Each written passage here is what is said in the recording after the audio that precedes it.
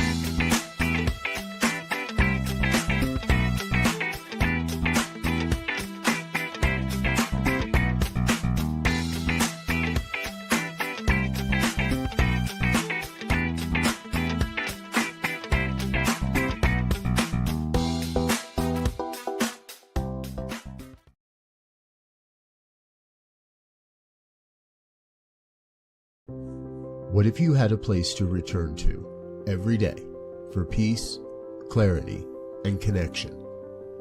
The New Thought Ministry of Prayer offers live morning and evening prayer, along with a growing library you can access anytime.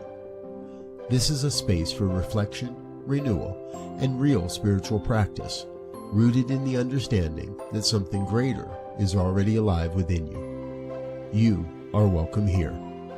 Join us live or watch anytime. The New Thought Ministry of Prayer, part of the New Thought Media Network. Come, take a moment for what matters most.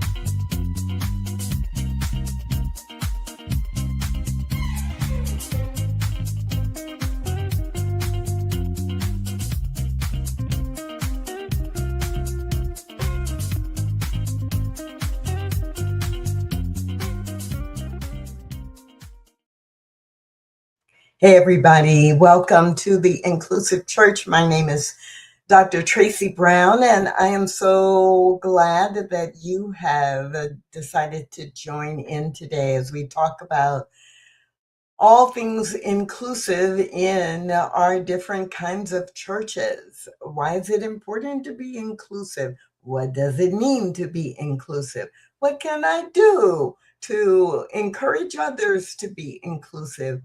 On this show, we talk about all of that and more. A couple of things that I try on a regular basis to remind myself and everyone. I am intentionally using the word church because if we have not been reminded of anything else, we were reminded through COVID and the pandemic that the church is not a piece of property. Church is actually a gathering of people who are coming together to learn, to practice, to teach, and to embody key or core spiritual principles and spiritual practices. So I am using church in the context of a church being many different kinds of people coming together with a common cause to share common values and spiritual principles. And the other thing that I want to remind you of is that I will refer to leader a number of times.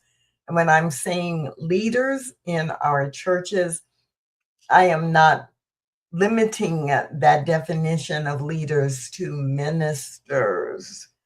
I believe that everyone who is contributing in a conscious and intentional way to the growth and the sustainability of a church that these are the leaders we rely on. And it's so important for all leaders to be educated about and to be committed to embracing diversity and creating an environment of inclusion. So that's the reminder for today. And what are we talking about?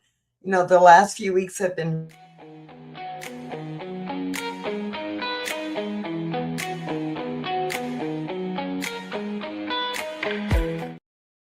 thinking about and talking about what do we do to get more young adults involved in, engaged in our churches. And this is not something that is a discussion that is only happening in New Thought. It is happening in all kinds of churches and spiritual belief systems.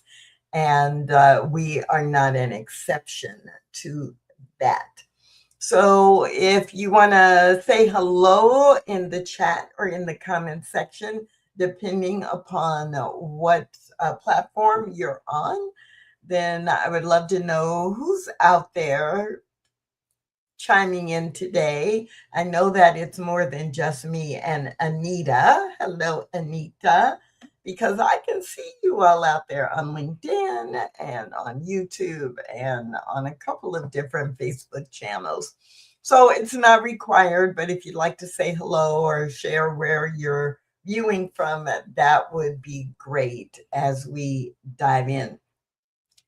So this theme, more young adults, please, is not coincidental. And I know the banner said that we are focusing on this in July, but there was a week in July when I was in Mexico. And so we're carrying over into the beginning of August for today's conversation. And if you haven't been able to connect in with the previous ones, don't forget, you can always go to our archives on whatever site you're viewing on right now, or maybe if it's more than just in the last week, the easiest site might be going to YouTube, because then it might be easier to find it.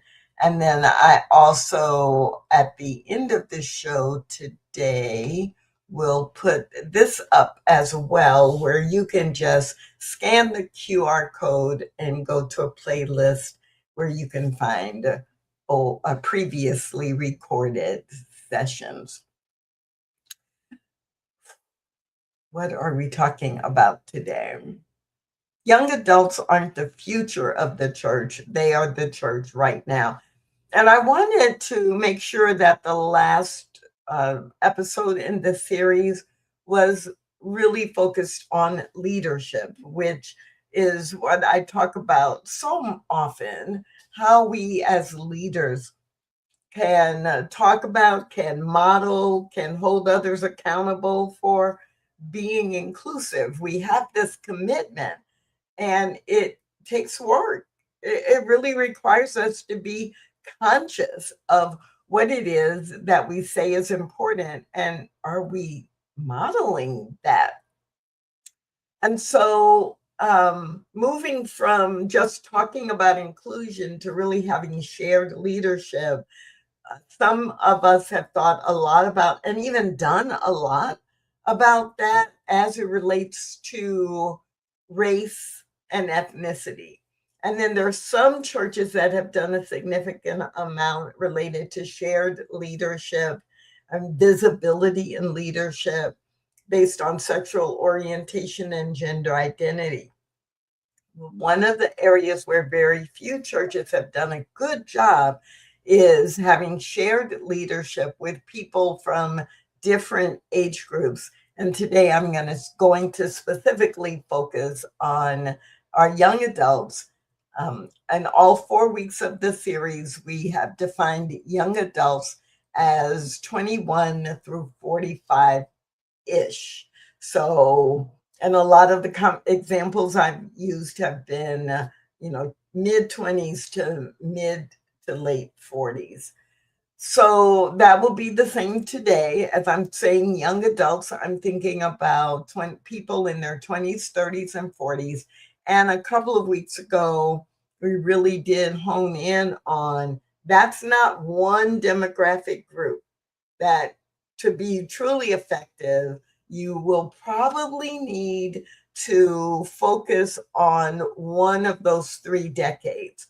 People who are in their 20s, young adults who are in their 30s, young adults who are in their 40s, because their needs are very different. So go back 3 weeks or 4 weeks, and I shared certain patterns with different age groups within the broader demographic. So I'll keep that in mind as we focus in on leadership today as well. So many churches invite young adults to attend, create special services or events for young adults, um, have a young adult ministry that meets on a Friday night or a Sunday afternoon. We create programming for the young adults, but not as many churches actually invite young adults into important, significant, and meaningful leadership roles. We hesitate to trust them with meaningful influence on how the overall church is running or the programs and the themes that go throughout the year. And so the healthiest churches are the churches that are doing a really good job with intergenerational or having involvement and engagement of people from many different generations. They're intentionally creating pathways into leadership, right? Using input from young adults to be more innovative, really looking at the governance structure and where are there places to trust or to include the young adult perspectives in governance and of course in the ministry itself. And so today I'm going to just share some insights I've had from asking different questions, from talking to different people, of course, from thinking about it myself. But how can we mentor younger adults into leadership? What are some things we want to keep in mind that actually are a win-win for the young adults and for the ministry? And so there's some general categories like shared leadership. We say that we share leadership, but I know that many of the churches that I work with or that I get inquiries from, they are not sharing leadership. They are still using, modeling, and holding on to the old model where the senior minister, you're in their world and they are calling all the shots and they are having to approve everything, and the talk topics and the events are the things that that person has either thought of or is comfortable with. And that minister centric model has a place, and it may not work for you if the minister that the model is built around is very comfortable or very controlling and simply is not willing to take risks of having input from people who think differently than they do, who have different preferences and experiences than they do, and have different cultural norms. So shared leadership is a very valuable place because shared leadership does mean that you are engaging lots of different kinds of people, even though it does not mean that everyone gets to do everything their way. There's leadership, there's sharing in the prioritization and the strategy that is created around the ministry. An ideal place to be thinking about including young adults in leadership is anything that you're doing that is about innovating, coming up with a new idea, because their input may not have been included in the past. And so you will get ideas. Also, if you don't have a lot of young adults who have influenced what you are doing up until now, this is a group that has been exposed to technology in a different way, that has not control, but comfort and confidence with technology. And so, especially the younger in the young adult category they are, the more new and fresh ideas they are going to bring. Succession planning. Oh my goodness. What would you do if 5 of the key leaders in your community all left within a 3-month period? Do you have bench strength?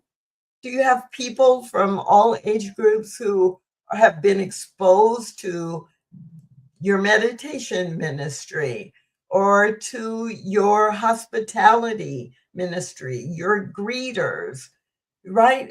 When you look at the different volunteer groups you have in your church, every one of them should have one or more one or more person, one or more people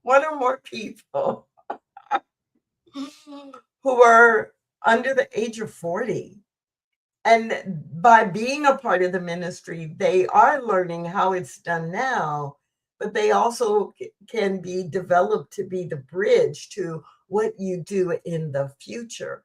So they're offering their input into what you do now and coming up with a different way to do it or a way to enhance it.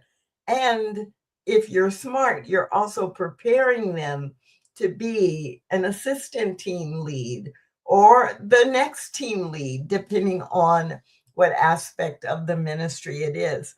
So when we say leadership and really bringing young adults into leadership, I'm not saying that next week or next month, you have to appoint a 25-year-old to be the chair of your board of directors or your core council or your leadership council, whatever you call your board of trustees or your primary leadership and governance group. If you're thinking that, it's like, oh, wait a minute, slow down. It's not all or nothing. It's not everyone over 60 or now you're telling me it has to be someone under 25. Remember, young adults for this conversation range in age from 21 to mid to late 40s. And someone who is 45 may be your next board chair because they may have spent the last 20 years from college until now in corporate settings where they are key leaders, division managers, vice presidents, and they may actually have the leadership skills that you need to chair your board. Whereas someone who's 25 or 28 might have the skills, depending on their background, depending on the size of your church, depending on how many teams you have and how long you've been in existence. But they also may be the people you're bringing in now and beginning to groom. So shared leadership, innovation, succession planning, mentoring, two-way mentoring.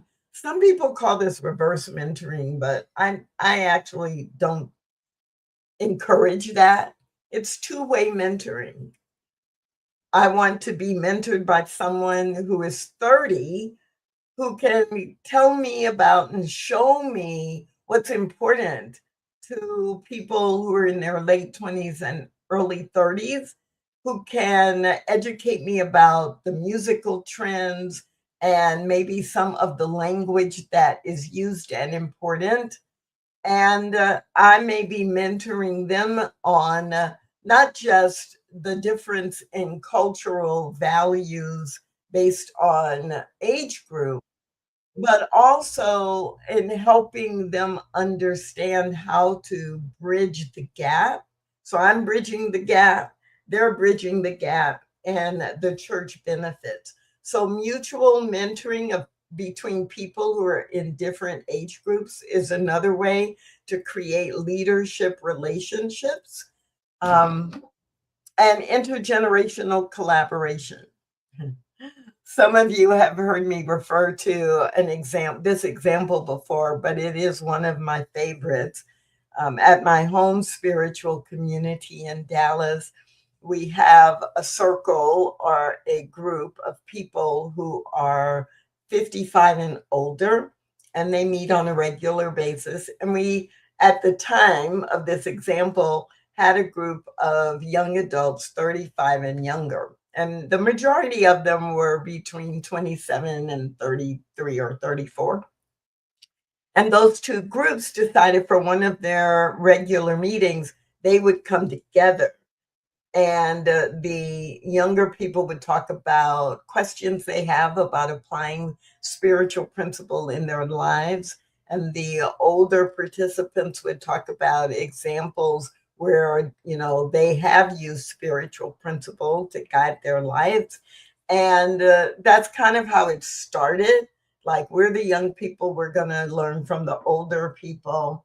And the older people had real questions about what was going on in the world and how younger adults were processing it, and then that led to spiritual principle.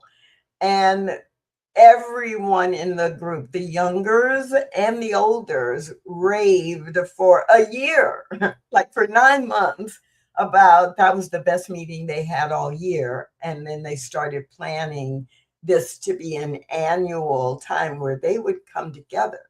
But they didn't just come together for that kind of annual gathering of the minds, because what happened was, since they had shared stories with each other, examples of how they had applied spiritual beliefs and spiritual practices in their individual lives, when they would see each other at the annual meeting, or when they would cross paths in the church, like in the lobby after Sunday service, or if there was an Wednesday meditation, and I showed up and I saw this person who was in that conversation, all of a sudden there is authentic connection happening between people. And there were follow-ups between some of the members, like, how is that working for you? Or tell me more about how that played out. And so that intergenerational collaboration of existing ministries actually served to build relationships. So, what are the biggest mistakes that we make, as it relates to including young adults in leadership? Well, we tell people this almost makes me cry. I can feel the emotion welling up every time I say it. When I hear that some young adult who's in their mid 30s is told, well, you haven't lived long enough yet. And their experience is totally discounted. And they've learned lessons from whatever experiences they have had, not just in their personal lives, but in their work lives, right? In being a citizen who has to elect, or doesn't have to, but who chooses to vote in every election, right? They have experiences, and all of us do. So telling someone to wait until they're older or really telling them in no uncertain terms, oh, you haven't lived long enough to have any experience that is valuable to us here in this community. Sit back and watch. Big, huge mistake. Another big, huge mistake we make is getting so locked into our traditions and the ways that we have done things in the past that we are protecting the tradition instead of designing or choosing based on what we have identified as our purpose and our priorities. Your church may have something that you've done every year for the last 25 years. And even though attendance has been decreasing and decreasing and decreasing over the last 10 years, you're holding on to it because it was created 40 years ago, 25 years ago, by someone who was important or the minister at the time, and we must do it. And what happens is two things. One, we disenfranchise our younger adults from bringing new ideas. And also, what we are teaching our young adults is that tradition is more important than timeliness. Tradition is more important than relevance. Tradition is more important than what may be meaningful to the people who are in our church right now. A third big mistake, for me, this falls into the category of assuming my experience is better than your creativity.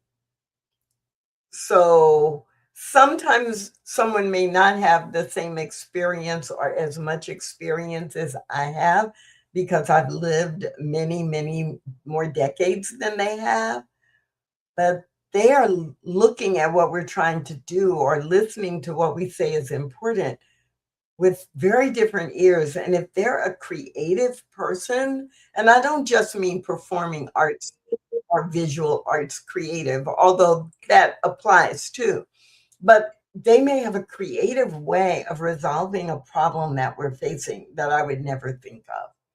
And so creativity to come up with a different solution is always as important, if not more important, than relying on experience. And last but not least, and this is a big one in my opinion, we mistake respect or we define respect as conformity. Well, you are suggesting something new. You don't respect our way of doing it. No, that's just digging in and being unwilling to consider something different.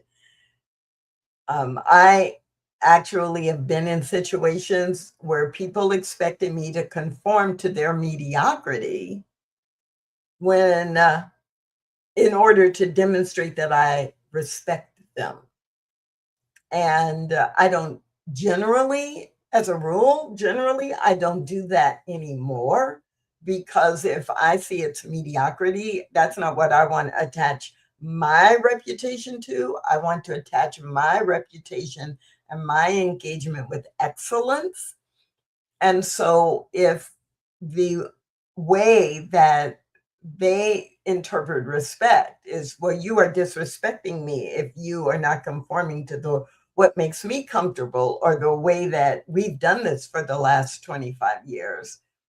That's not respect. That might be control. That might be a lot of other things, but it is not a demonstration of respect in an environment where we say we are committed to being inclusive. So those are the big mistakes, like telling somebody they're not old enough, they don't have enough experience yet, protecting old traditions just because instead of really thinking about and considering, is it in alignment with our purpose and what else could we do that's also in alignment with our purpose and our priorities. Number three, assuming that experience is better than a creative approach. And number four, demanding conformity as a way of showing respect.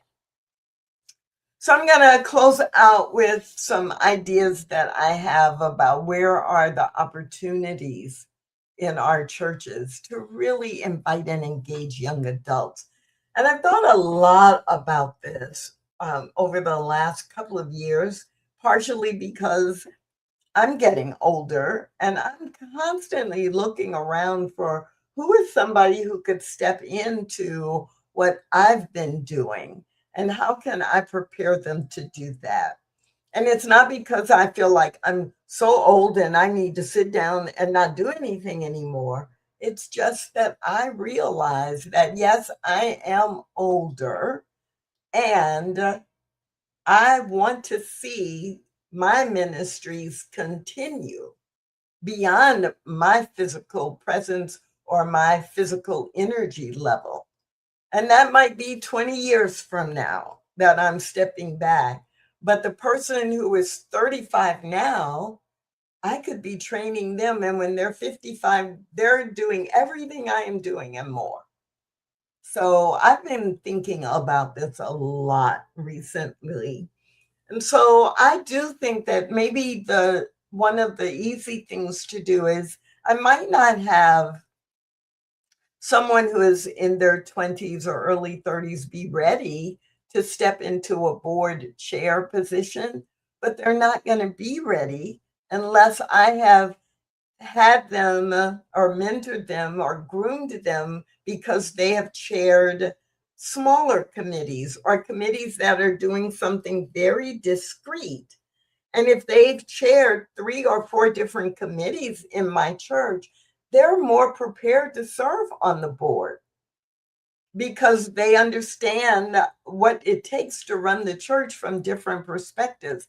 So I'm a real advocate for getting our young adults into committee chair roles as often as possible. Or maybe it's committee co-chair roles so that they get to learn and develop the skills. I am a big advocate for involving young adults in leading classes or discussion groups. And if they're not deeply grounded in our spiritual teaching, then I want to pair them with someone who is a practitioner or a licensed unity teacher or a minister so that they get the experience of leading and teaching, but they don't bear the full burden of having to answer the spiritual questions. And they are learning how to incorporate the spirituality into whatever it is they are doing. A lot of churches I've talked to have tapped their young adults to run their social media strategy or to develop graphics and design so that it will reach or be relevant to people who are in their age groups, to actually teach leaders and staff in the church, having young adults teach staff or teach other volunteer leaders about social media, about artificial intelligence, about the many technology tools and resources that we all should be using if we want our ministries to reach and engage people from different age groups. If you have someone in your community who is a very good speaker, then I would encourage you to schedule them to speak, to bring the message on a Sunday or bring the message on a weekday evening, or to bring the message at a special event that you're having. Because showing that this person is a skilled speaker and it does have a message that we can learn from is one of the best ways to teach your entire church members, all the members of the church, to recognize and value excellence and education from people of all age groups. So those are some of the things. How do you put them out front in ways that are visible? And how do you use our young adults behind the scenes to make the ministry stronger and to help grow the church? Whew.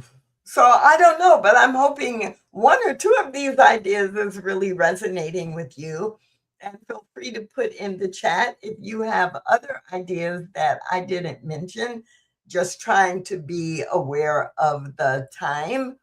But if you have a suggestion to keep in mind, I'd love to see it as well. Throughout all 4 episodes of this series, there have been a few themes that I keep going back to. Having young adults in our communities in meaningful ways is not a problem to solve, right? It's something that we can constantly and consistently affirm that our young adults are here and are already demonstrating the values that we teach in New Thought. We need to remember that our young adults tend to seek authenticity over authority, authentic relationships, authentic leadership over a hierarchical form of leadership and authority.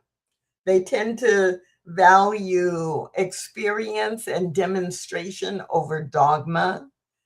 They care deeply about justice, about human dignity. And so anything or things you can do that are community outreach or that are making a difference in the world will attract many young adults. The expectation around diversity is just hardwired into many of the young adults who are involved in New Thought. There is an expectation that diversity, and not just based on race and ethnicity, but that they will see many different kinds of people and have the opportunity to engage with many different kinds of people as part of their experience in your church.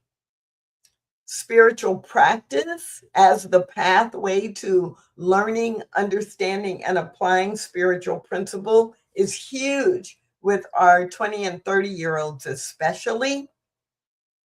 That it's the practice, it's the doing practice. And that just connects to, I don't want to hear a lot of dogma. I want to see the demonstration. So spiritual practice can be used effectively as the entryway, as the gateway into talking about the outcomes of practice representing the spiritual principles that we teach. And a lot of times with our older adults, their pathway was the opposite.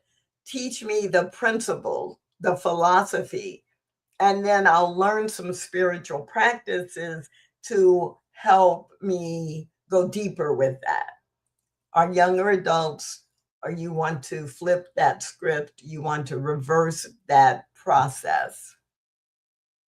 And the one final thing I want to bring up is if you are committed to bringing more young adults into your community, into your church, into leadership, then you must be prepared to have some difficult conversations.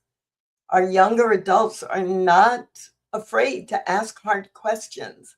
Our younger adults are going to challenge the status quo, and they expect honest, authentic dialogue about that, not debate, not position, not I'm right and you're wrong, but let's dig into it.